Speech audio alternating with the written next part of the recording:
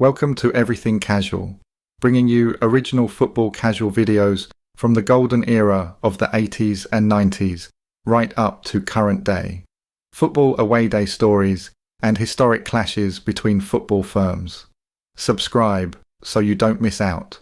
We upload videos every week.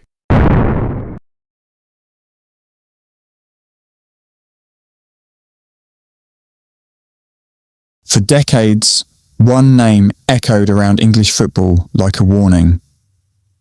A man feared by rival firms, hunted by police, respected by friends and enemies alike. To some, he was simply a football hooligan. To others, he became one of the most notorious faces British football violence ever produced.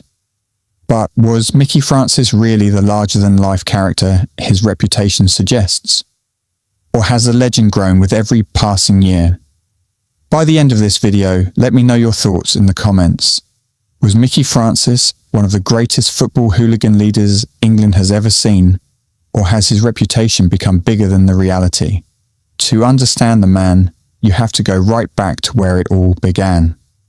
Mickey Francis was born in Moss Side, Manchester, one of the toughest areas in the country, during a period when violence, poverty and crime were simply part of everyday life. Raised by a Jamaican father and a Scouse mother, his childhood was anything but easy. Home was supposed to be a place of safety, but for Mickey, it became somewhere to fear. His father, a powerful wrestler, ruled the household with violence. Beatings were routine. As soon as his father entered a room, the children would leave it.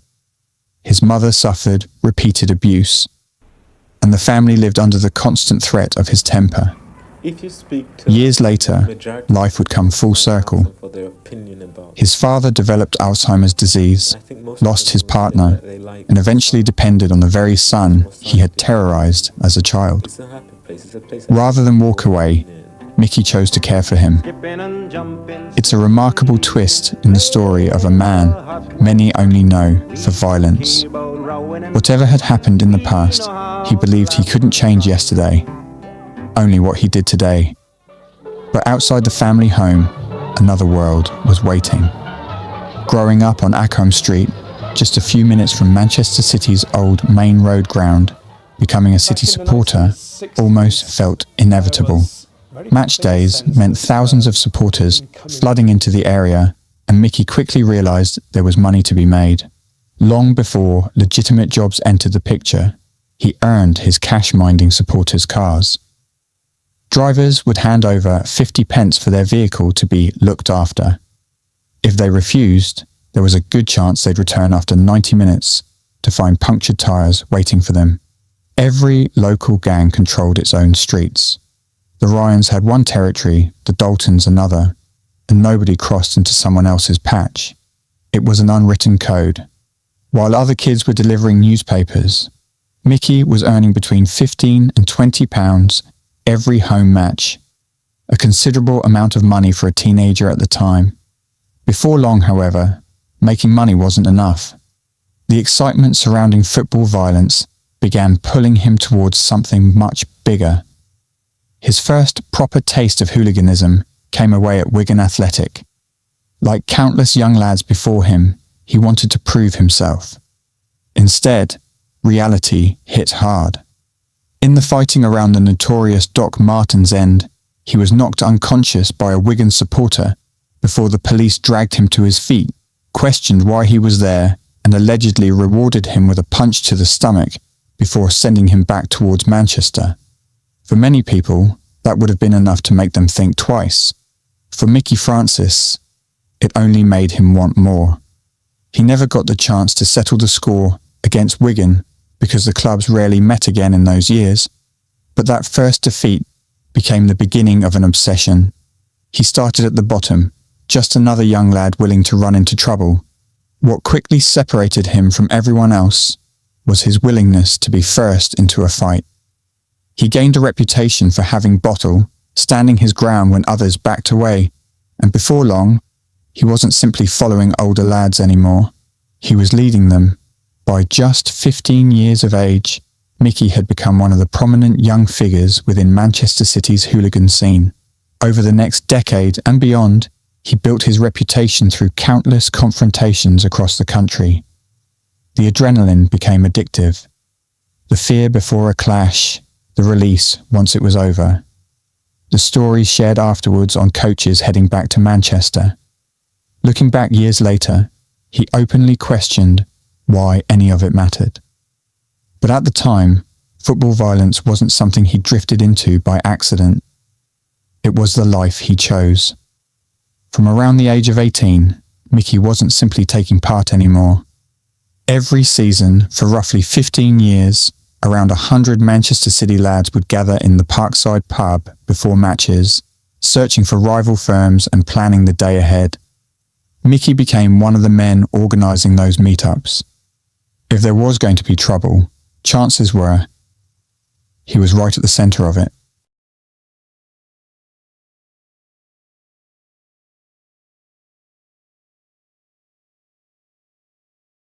Manchester City's firm built a reputation for travelling anywhere and taking on anyone. According to Mickey, they came out on top in fierce confrontations against firms from Millwall, West Ham United and Middlesbrough. Win, lose or draw. The journey home was always the same. Coaches filled with battered, bleeding supporters, replaying every punch thrown, every charge made, and every story growing slightly bigger with each retelling. That feeling was what kept many of them coming back. The buzz, the fear, the belief that they were part of something bigger than themselves. Eventually, Mickey Francis became recognised as the head man at Manchester City. When rival firms looked across a crowd searching for the leaders, his was one of the faces they expected to see at the very front. But while he believed he was getting away with it, somebody else was watching. Behind the scenes, Greater Manchester Police had quietly launched Operation Omega. Officers infiltrated the football scene, secretly filmed hooligans for over a year, and built an extensive intelligence operation designed to dismantle the leadership of Manchester City's firm. Mickey would later say that during that period he was arrested 28 times for football-related incidents, yet somehow never charged. At the time, it seemed unbelievable. In reality, investigators were allowing him enough rope to build a far bigger case. Then came the dawn raids. His house was stormed. He was arrested, remanded in custody for 6 weeks, before eventually being released on bail for almost a year, while prosecutors prepared their case.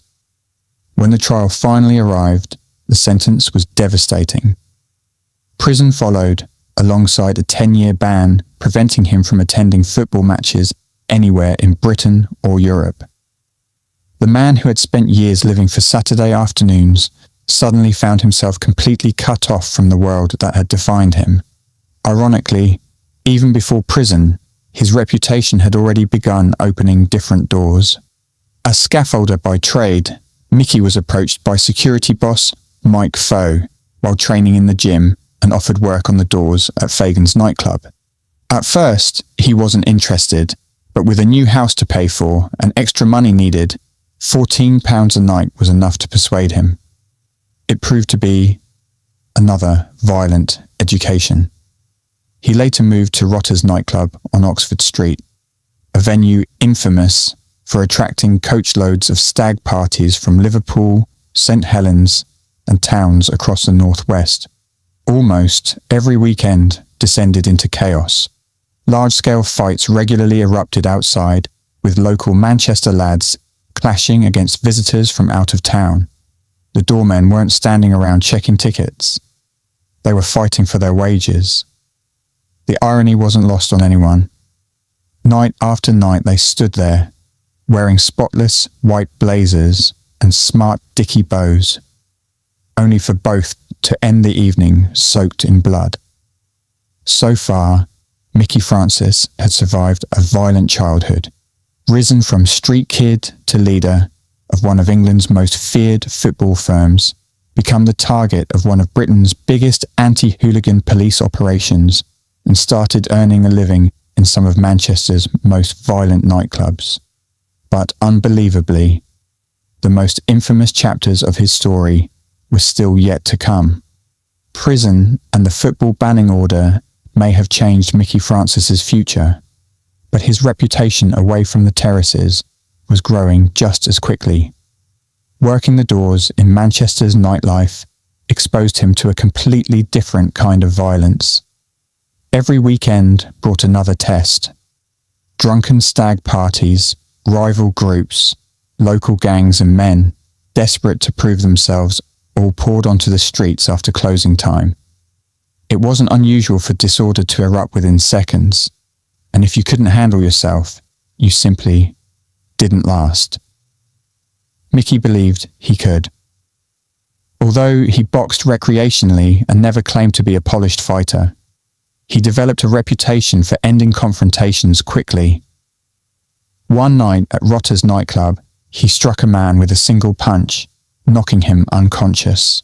For a terrifying few moments, he genuinely believed he had killed him after the man collapsed and appeared to stop responding.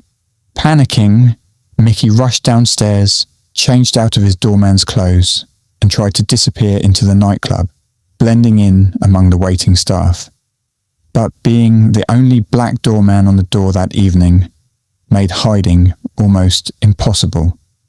One of the injured man's friends immediately recognized him, ran outside, and returned with more people who attempted to force their way into the club looking for revenge. Fortunately, the man regained consciousness and recovered, bringing the incident to an end before it spiraled even further. But the story spread quickly. Among Manchester's nightclub scene, Mickey Francis was increasingly becoming known as someone capable of ending a fight with a single punch, and before long, he was promoted to second in command on the door. Not every memorable night involved violence. On one occasion, a heavily intoxicated hen party descended on Rotters, and the bride-to-be took a particular liking to one of the doormen, a man named Jed. The pair disappeared into the staff changing rooms, while curiosity got the better of the rest of the security team. As more and more of them crowded around the door, trying to sneak a look through a narrow gap, the pressure became too much. The door suddenly burst open, sending the entire group crashing into the room in an embarrassing heap. It became one of those stories that was laughed about for years afterwards. Away from work, life seemed to be moving forward. During his time at Rotters, Mickey met Margaret, the woman who would become his first wife. Together, they had 2 children, but he has always admitted that the marriage failed because of his own behaviour. His constant infidelity placed enormous strain on the relationship, while his arrest for football violence only added further pressure. Within a couple of years, the marriage had come to an end. By now, however, another opportunity had appeared. People had started asking Mickey to supply experienced doormen to venues across Manchester. Initially, he struggled because he simply didn't know enough reliable men, but years spent working the doors and training in gyms had allowed him to build a network of fighters, boxers, and experienced security staff. Rather than accept anyone, he carefully selected men whose toughness and reliability had already been proven. What started as helping out a few venues gradually evolved into something much bigger. It was during this period that Mickey met Steve Bryan, another respected figure within Manchester's security scene.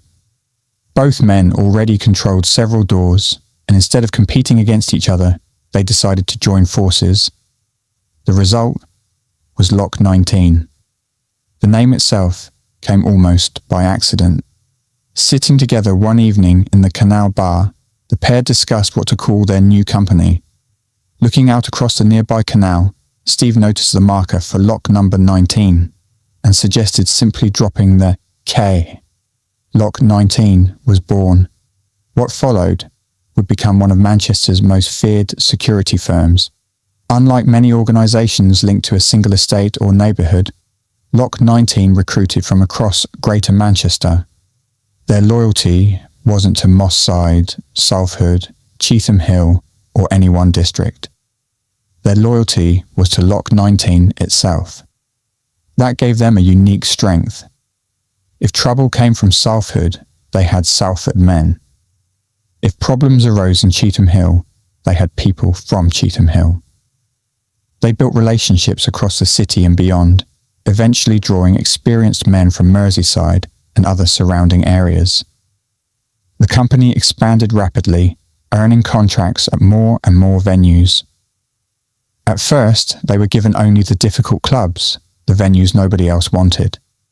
But as their reputation for dealing with disorder grew, better contracts followed. Mickey would later describe those years as being built on loyalty. They trained together, worked together, and stood together. That bond, he believed, was what separated Lock 19 from everyone else. But reputation always attracts challengers. One of the biggest tests came when members of the Gooch Gang repeatedly turned up at a venue called The Limits, attempting to intimidate Lock 19's doormen by arriving in large numbers and applying constant pressure on the door staff. Eventually, Mickey decided enough was enough. Rather than refuse them entry, he instructed his team to let them inside. Then he made a series of phone calls. Within a short space of time, around 50 Lock 19 men had gathered. According to Mickey's own account, the exits were secured before his team entered the venue armed with weapons and confronted their rivals in what became a serious and violent clash. The incident sent shockwaves through Manchester's underworld. Rather than involving the authorities, senior figures from both sides eventually met to establish where everyone stood. The message from Lock 19 was simple. They would not back down, and if challenged again, they would respond with equal force. Whether people respected them or feared them, one thing became undeniable. Their reputation continued to grow. Within a relatively short period, Lock 19 had become one of the dominant security companies in Manchester. Raves, late-night clubs, special events, and some of the city's busiest venues increasingly relied upon them to keep order. At their peak, Mickey and Steve were said to have more than 200 men working under the Lock 19 banner. Despite running the company, Mickey refused to sit behind a desk. He continued working the doors himself. He wanted to be where the action was. Closing time after 2:30 in the morning often proved the most dangerous period of the night. Hundreds of people searched for somewhere else to drink, only to find venues already at capacity. Being refused entry frequently led to arguments, assaults, and organised attempts to force their way inside.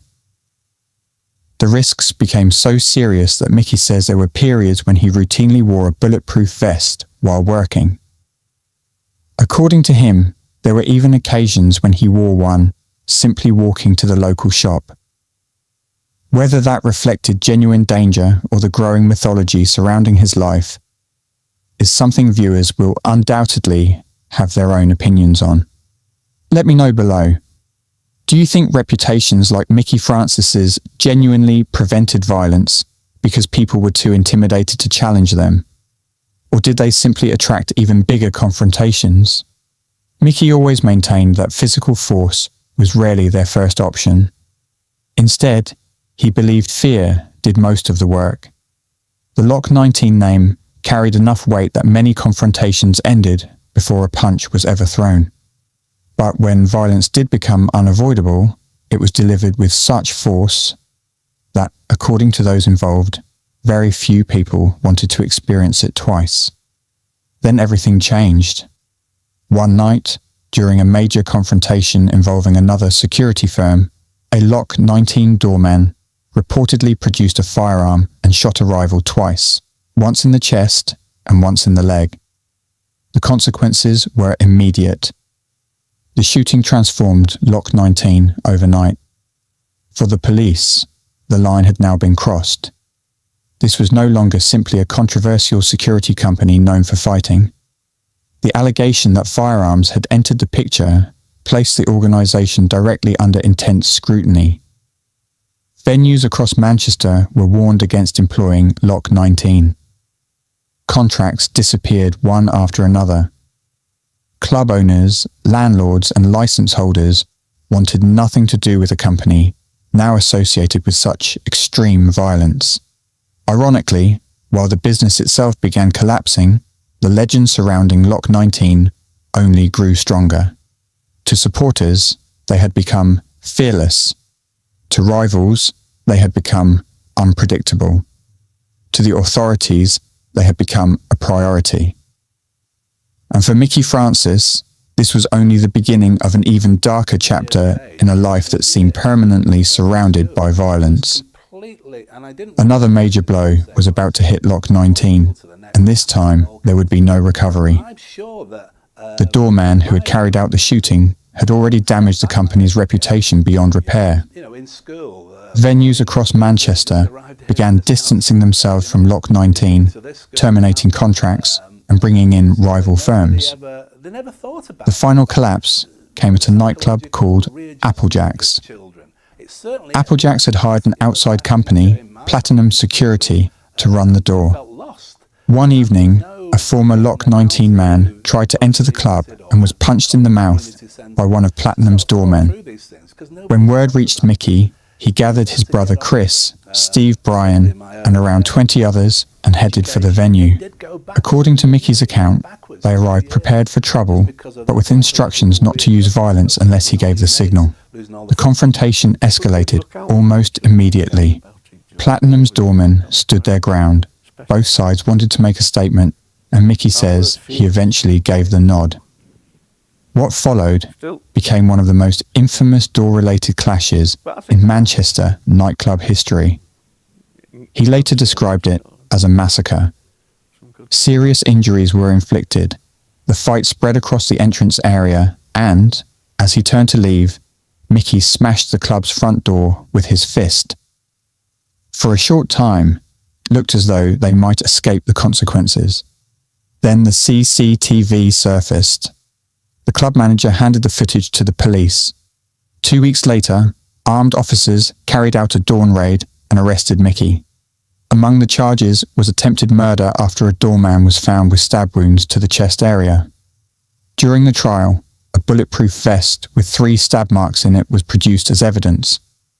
However, prosecutors could not prove that Mickey was the person responsible for the stabbing, and the attempted murder charge was eventually dropped. The damage was still enormous. Mickey, his brother Chris, and Steve Bryan were remanded in custody for 9 months before trial. All 3 were found guilty and each received 4.5 years in prison. Mickey was sent to Strangeways. With both him and Steve behind bars, Lock 19 effectively collapsed. Rival firms moved in, former associates took business elsewhere, and venues found alternative security companies. By the time Mickey was released, almost nothing remained of the organisation that had once dominated Manchester's nightlife. Lock 19 would later be rebuilt in a different form, but the era of hundreds of men working under its banner and controlling major city centre venues was over. But before the prisons, before Lock 19, and before the nightclub wars, there was football. Because for many Manchester City supporters of that era, the name Mickey Francis was first associated with the terraces. One of the earliest major clashes came against Liverpool at Main Road. On October 4th, a Liverpool mob estimated at around 400 arrived at Oxford Road Station. They wore no colours, dressed instead in the casual fashion that was beginning to define the emerging Scouse scene. Police later said they had come looking for trouble. As they moved through Market Street, there were reports of shoppers being intimidated, property being snatched, and disorder spreading through the city centre. By the time they reached the Claremont Road area, a sweet shop had been targeted and damaged. But City were waiting. Mickey and his mates had heard the reports coming through town and positioned themselves near the ground. The result was a huge confrontation outside Main Road. The fighting became so intense that mounted police eventually charged into the crowd to break it up. For many older City lads, that day marked one of the first times they realised Liverpool's travelling casuals were operating on a completely different level from the traditional scarf and colours supporters of previous years. Then came Everton on Boxing Day. While Liverpool were clashing with Manchester United elsewhere, trouble also erupted around Goodison Park as City and Everton mobs collided in a bitter holiday fixture that carried little festive spirit. But it was the League Cup semi-final against Liverpool that really lit the fuse. Before the first leg at Main Road, a young City supporter was slashed across the face at the Arndale Centre by Liverpool fans. News spread quickly through the City end, and according to Mickey, revenge became the only thing on many lads' minds. After the match, word went round that a group of Liverpool fans had parked near the Claremont pub and were stopping at the chip shop on the corner before heading home. Mickey spotted what he described as a handy little mob, probably coach or van travellers, and around 50 City lads charged towards them. The Liverpool group ran down Claremont Road and burst into the very same shop that had been wrecked during the previous meeting between the clubs. What happened next became legendary among those who were there. The shop owner later recalled more than 20 Liverpool supporters suddenly piling into the premises, terrified that the City mob outside was about to get hold of them. Fights broke out in the doorway and on the pavement. Bottles were thrown back out towards the attackers. The owners tried to protect their property while both sets of supporters battled around them. One policeman who had been directing traffic attempted to intervene, but according to witnesses, he had no chance against the numbers involved. The fighting raged for several minutes before, just as suddenly as it had begun, both mobs disappeared into the night. Ask any City supporter from that generation, and many will tell you the Claremont Road clashes against Liverpool were among the fiercest they ever witnessed. Let me know in the comments, which rivalry do you think was Manchester City's biggest hooligan rivalry of that era? Liverpool, Everton, Manchester United, or another club entirely? For Mickey Francis, these weren't isolated incidents. They were part of a reputation that was growing with every season. By the time the 1980s reached their peak, he was no longer just another lad from Moss Side looking for a fight. He had become one of the recognised leaders of Manchester City's hooligan scene, a man expected to be at the front whenever rival firms came to town, and the biggest battles of his football career were still yet to come. Love him or hate him, there's no denying that Mickey Francis became one of the defining names of Manchester City's hooligan era. He survived violent childhoods, football wars, prison sentences, nightclub empires, and some of the most turbulent years British football has ever known. His story isn't simply about fists and football, it's about a generation that grew up believing Saturdays were something to be fought over. Today, the terraces have changed beyond recognition. CCTV, banning orders and modern policing have almost erased the world Mickey Francis once dominated. But his name still sparks debate wherever football hooligan history is discussed. Some see him as a legend, others see him as a symbol of everything that was wrong with the game. So, where do you stand?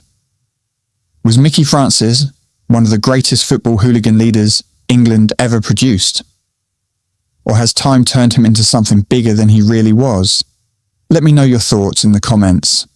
I'll genuinely be interested to hear your opinion. Thank you for taking the time to watch this video. You can now find us on Facebook by typing in Everything Casual and our page should pop up. If you have any good stories to tell, images or videos to share, then feel free to message me on there and join our community. This channel was created as a place for us to share memories of the good times. Hit like and subscribe for more videos like this. See you next time.